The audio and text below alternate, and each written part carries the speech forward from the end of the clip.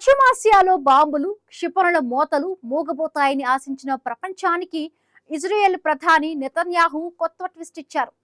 America అధ్యక్షుడు Trump ప్రకటించిన 2 వారాల కాల్పుల విరమణ ఒప్పందంపై నెతన్యాహు తనదైన శైలిలో స్పందించారు. ఇరాన్తో యుద్ధ విరామానికి మద్దతునిస్తున్నామని చెబుతూనే ఈ ఒప్పందం లెబనాన్కు వర్తించదు అని తేల్చి చెప్పారు. ఒకవైపు ఇరాన్తో చర్చలు జరుగుతూ ఉంటే మరొక వైపు లెబనాన్ పై బాంబుల వర్షం కొనసాగుతుందని ఆయన స్పష్టం చేశారు. కాల్పుల విరమణ అన్ని ప్రాంతాలకు వర్తిస్తుందని గొప్పగా చాటుకున్న పాకిస్తాన్ ప్రధాని షహబాజ్ షరీఫ్ కు ఇది గట్టి ఎదురుదెబ్బగా మారింది.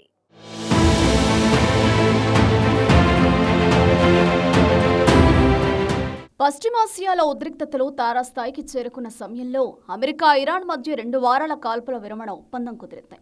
దీంతో ప్రపంచం ఒక్కసారిగా ఊపిరి పీల్చుకుంది. దాదాపు 1 రోజులుగా యుద్ధం జరుగుతుండటంతో ప్రపంచ చమురు రవాణాకు ఆటంకం ఏర్పడడంతో అనేక దేశాలు చమురు సంక్షోభంలో చిక్కుకున్నాయి. స్టాక్ మార్కెట్లు కుప్పకూలిపోయాయి. ఈ నేపథ్యంలోనే అటు అమెరికా ఇటు ఇరాన్ 2 దేశాలు 2 వారాల పాటు కాల్పుల విరమణకు అంగీకరించాయి. అయితే ఈ కాల్పుల విరమణపై ఇజ్రాయెల్ ప్రధాని నెతన్యాహు చేసిన ప్రకటన ఇప్పుడు పరిస్థితిని మరింత క్లిష్టంగా మార్చింది. ఈ కాల్పుల విరమణ లెబనాన్కు వర్తించదని, అక్కడ దాడులు కొనసాగుతాయని నెతన్యాహు స్పష్టం చేశారు. దీంతో పాక్ తీసుకొచ్చిన ఈ ఒప్పందం పరిమితులు ఏమిటి, అసలు శాంతి ఎక్కడా అనే ప్రశ్నలు మళ్లీ చర్చకొచ్చాయి.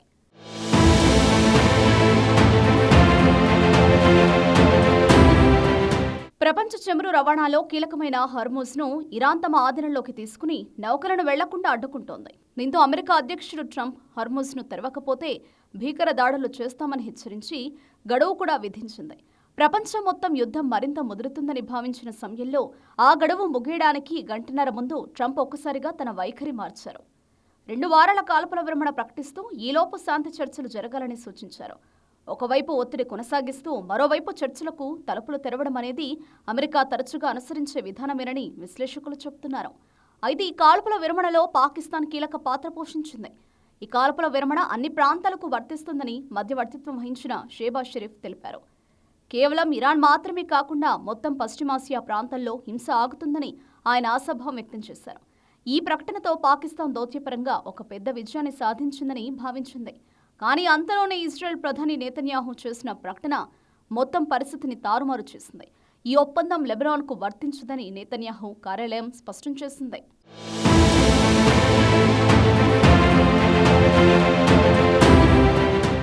ఇజ్రాయెల్కు కేవలం ఇరాన్ నుంచి మాత్రమే కాకుండా లెబనాన్లో ఉన్న హెజ్బుల్లా నుంచి కూడా ముప్పుంది. ఈ సంస్థను ఇజ్రాయెల్ ఎప్పటి నుంచో భద్రతా ముప్పుగా భావిస్తోంది. అందుకే ఇరాన్తో పాటు అటు లెబనాన్పై దాడులు చేస్తోంది. ఇప్పుడు ఇరాన్తో కాల్పుల విరమణ ఒప్పందం కుదిరినా లెబనాన్పై తమ దాడులు కొనసాగుతాయని స్పష్టం చేసింది. మార్చి 2న హిజ్బుల్లా ఇజ్రాయెల్పై రాకెట్లు ప్రయోగించింది. దీంతో అప్పటి నుంచి ఇజ్రాయెల్ భారీ స్థాయిలో దాడులు చేయడం ప్రారంభించింది. ఈ దాడుల్లో దాదాపు 1500 మందికి పైగా ప్రాణాలు కోల్పోయారు. అంతేకాక ఇజ్రాయెల్ చేస్తున్న దాడుల నుంచి తప్పించుకునేందుకు లక్షలాది మంది ప్రజలు తమ ఇళ్లను వదిలి వెళ్లిపోయారు. ఈ పరిస్థితి లెబనాన్ను మానవతా సంక్షోభంలోకి నెట్టేసింది. ఒకవైపు శాంతి ఒప్పందం కుదిరినా మరోవైపు అదే ప్రాంతంలో వేరే దేశంతో యుద్ధం కొనసాగే పరిస్థితి నెలకొంది. దీంతో ఇది పాక్షిక శాంతి మాత్రమేనని విశ్లేషకులు చెబుతున్నారు.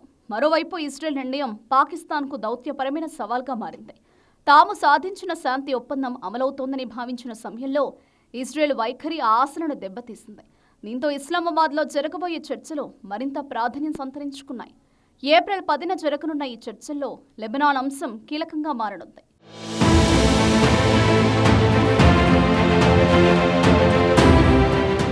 ఇక్కడ అమెరికా పాత్ర కూడా ఇక్కడ ఆసక్తికరంగా ఉంది. ట్రంప్ నిర్ణయానికి ఇజ్రాయెల్ మద్దతిస్తున్నప్పటికీ తమ స్వంత వ్యూహాలను కొనసాగించడం ద్వారా ఇజ్రాయెల్ ఒక స్వతంత్ర దిశలో కదులుతోందని స్పష్టమవుతోంది. మిత్ర దేశాల మధ్య కూడా పూర్తి స్థాయి సమన్వయం లేదన్న విషయం ఇప్పుడు బయటపడిందని విశ్లేషకులు చెబుతున్నారు. మొత్తంగా పశ్చిమాసియాలో శాంతి నెలకొనడం అనేది చాలా క్లిష్టమైన అంశం. ఒక ఒప్పందం కుదిరిందంటే అది అన్ని సమస్యలకు పరిష్కారం కాదనేది తాజాగా నెతన్యాహు వ్యాఖ్యలతో స్పష్టమైంది. ఈ నేపథ్యంలోనే రాబోయే రోజులు కీలకం కానున్నాయి. ఇస్లామాబాద్ చర్చలు ఏ దిశగా సాగుతాయి, లెబనాన్ అంశంపై ఏకాభిప్రాయం వస్తుందా, లేక ఈ విభేదాలు మరింత ముదురుతాయా అన్నది వేచి చూడాలి.